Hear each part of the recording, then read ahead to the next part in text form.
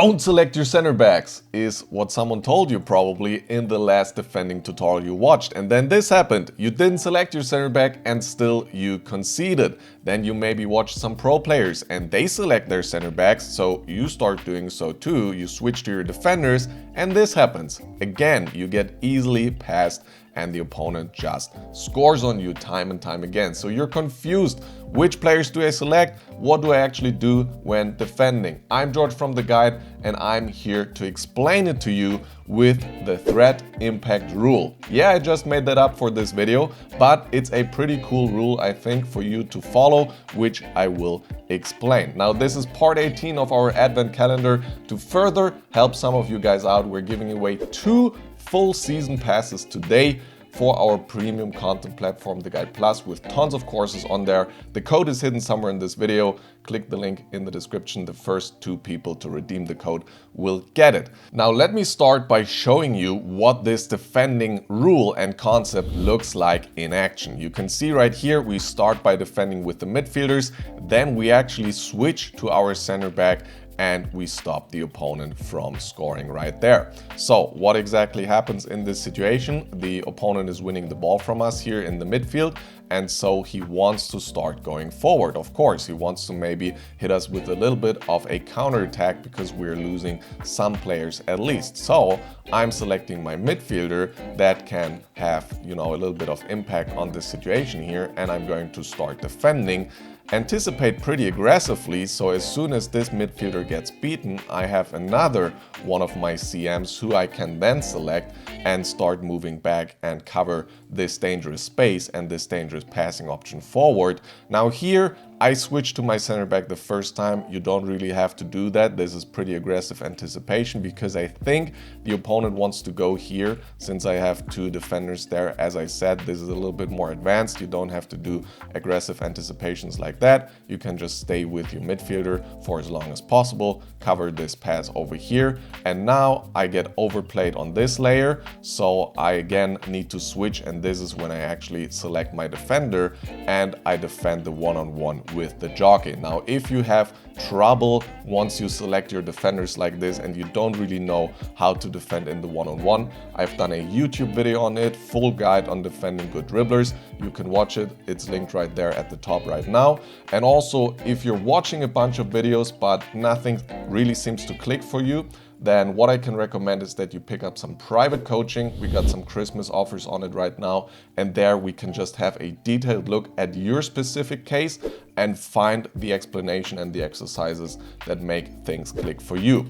Now, let's start diving into the rule a little bit here. The threat impact rule. What exactly does that mean? Well, it means that at all times when it's about which player do I select, you have to ask yourself, am I under threat on my backline? Do I actually need a defender? And also, do I have good impact with the player I have currently selected? And this will guide you through understanding when to make switches from your midfield to your actual defenders. So let's take a look at this first example right here. Why is it bad in a scenario like this to keep defending with the midfielder?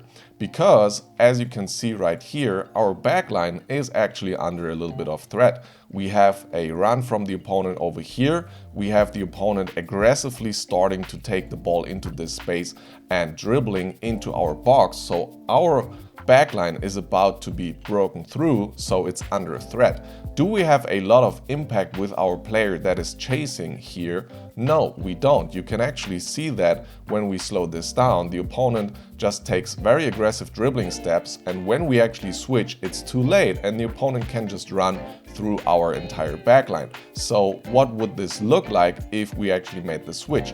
Well, right here we should realize, hey, I am very, very far behind with my midfielder, so let me at least see what kind of touch this opponent takes and then react accordingly. You can stay with your midfielders as long as possible to make it easier for yourselves, because once you make a misstep with your defender, that's when you will concede. That's why so many guides, so many FC gurus say don't select your center backs, because if you make a misstep with them, you will be punished, which doesn't happen with your midfielders. So you can start running back a little bit, but as soon as you see the opponent turning into your defender's direction like this and aggressively take this dribbling route just through your backline, you gotta make sure that you recognize that threat and you pick the defender that can have an impact on it. And it's going to be a super simple impact. Just move in, press the tackle button and win the ball.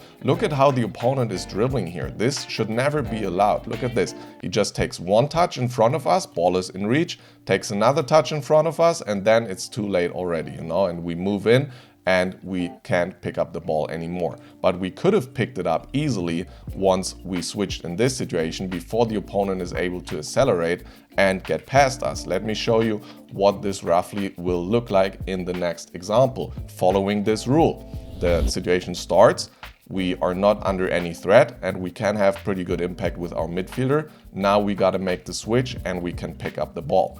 Let me show you again in slow motion.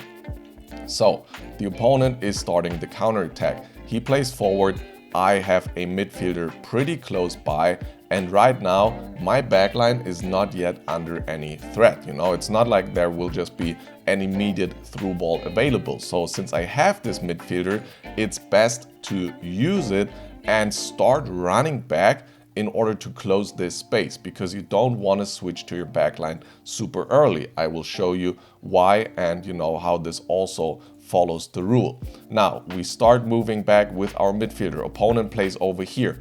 I am now very, very far away with my player here, so I don't have the best impact in this situation, right? However, is my backline under any immediate threat?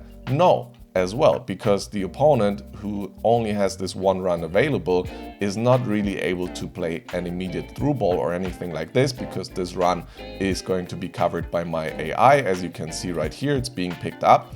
So do I really have much impact with my backline defender now? Sure, I can select one of these guys, but what will I do? I will basically just keep my position, and the opponent will be allowed to continue dribbling closer to my goal without me being able to do much. So I have the most impact right now if I actually run back with my midfielder and I start closing down this space and I kind of pull an extra player into my defense, as you can see right here. So we at least start pressuring the opponent now, and he decides to play the pass. Now we get to the point where I will say we are just way too far away with this player. We didn't win the ball. This is like, I don't know, man, probably 25-30 meters or something in real life, and we're not really able to close that space down. And it also gets a little bit more uncomfortable now, because if the opponent receives the ball here, he's going to have this run available, a player is going to run here. So now is the moment where I actually do want to make the switch into my backline, because my backline is under threat, and the players that are going to be able to do something about it are these players here, my backline defenders, especially my center back. And you don't really need to do a whole lot for this. You can see what switches did I really do in this spot right here. Opponent played forward. I did one right stick switch, but you can even grab this player with L1 if you switch now with a quick switch. Now I started running back. And then when the opponent plays this very long pass here, you can see that I only switch with L1, just L1. I know I will grab the defender that's close by. And then what do?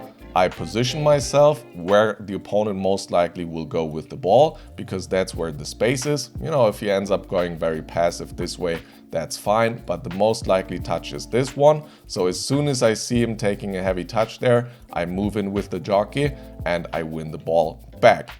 Now, this was a situation where we kept the midfielder for a very, very long time. Let's talk about why this is important and what happens if you select the backline too early. We made the switch in the end, but what does it look like when you switch too early into your backline? We have that in this example right here, and I will show you exactly why this is such a problem, if you do it too early. So let's take a look right here. We lose the ball, and then the opponent is starting to play forward. Is our backline under any threat right now here? No, right? Because the opponent doesn't have any passing options available. He only has one player that he can try to go aggressive with and maybe start dribbling. If that really is the case, if you really have a madman, who tries to, with his sole striker, go through your entire backline, you can always make the switch and start defending. You can even start defending if you want to here a little bit and go a little bit aggressive. You can do that, but I think the bulletproof method here is to just stay with your midfielder because you're going to have the highest impact. Your backline is not under any threat, so you can stay with the midfielder, and you're also going to have the highest impact by pulling back these players in order to close down the space in front of your backline. And if you select the center back, you are not really having much room to go very aggressive, because if you move him out of his position and you mess up, you will be punished. So we select our backline really early here. We start moving in. You can see we want to go aggressive. We cannot really do it. Now we switch to this player. Again, we need to be very passive. We have no pressure on the ball, so we briefly select our midfielder, which is the right thing to do, but then we switch again. And look, we're kind of in handcuffs, we can never really go aggressive in this situation here, and we can never really apply any pressure on the ball, because if we try to do it and we move out of position aggressively and the opponent just dodges us and now we need to defend the run, we don't really have any impact in this situation because we're glued to stay in our position, to stay where our center backs need to stay. And so what we need to do is recognize that and switch to our midfielder in order to actually have impact. As I said, you can stay with your midfielder, you can go a little bit aggressive if you want here, but after this, right now in this situation, I would just switch back to my midfielder and actually move back with my midfielder. If at any point I feel like this run is going to become a threat, that's when I'm going to switch and I'm going to cover over here. But as long as that's not the case, I won't do that, okay? So now you see us making the switch. This is good. Is there any threat on our backline? No, because the striker is coming short, so he doesn't really have any options here. Our backline defenders, they just need to stay in their position. So the most impact we can have here is starting to run back with our midfielder and make sure that we actually have an impact here and we pressure the ball. So this is the threat impact rule, the TIR, as I also like to call it.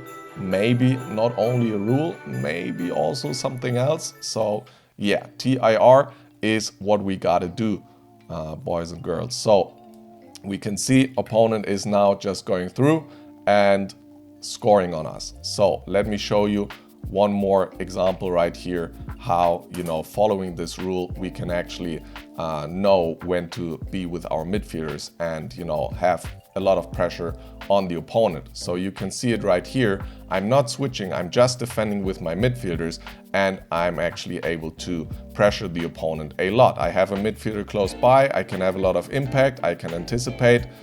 Quick switch over here. As soon as I realize I'm not under any threat anymore, I switch again. I start moving in with my midfielder. Same thing over here. Opponent plays forward. I'm close with my striker even in this situation. I just keep chasing. I spam the advanced defending. I try to win the ball. Then when I don't win the ball, I switch to my midfielder. Bam, and we get the ball here. Now, it is very important that you recognize threats on your backline when they emerge. So let me show you this in this final example right here, where you can actually see me switch to the backline first here and then the second time here. So let's break this down. We lose the ball in the build-up and the opponent is going to start attacking quickly.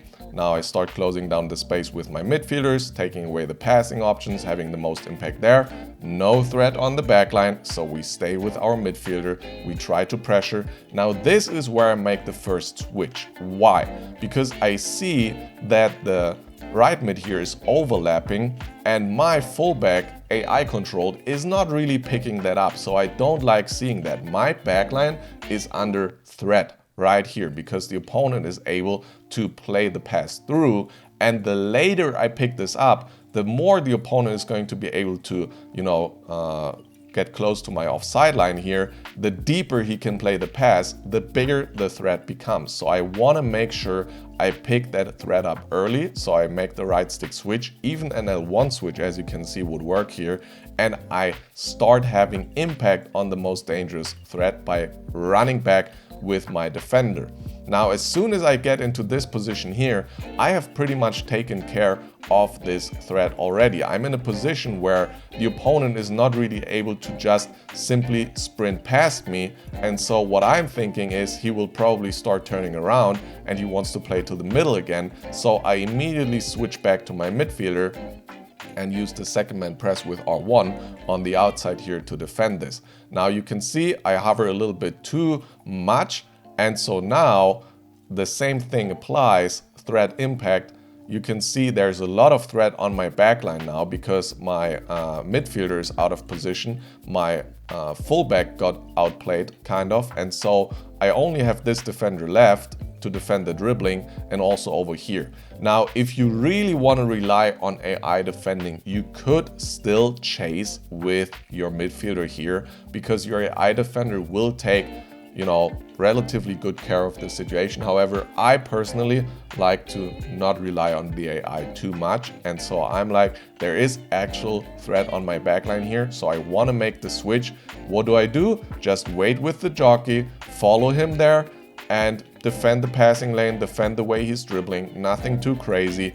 I pick this up with my defender because I just feel like I'm too far away with Gerard here with my midfielder. I don't want to give him all this free roam, so that's why I pick it up with my defender. A little bit of L2 positioning. Again, I did a tutorial on this stuff. You can watch it. And that's already it for this video, guys. Hope you enjoyed this in-depth breakdown, and I'll talk to you all in the next one. See you then. Peace.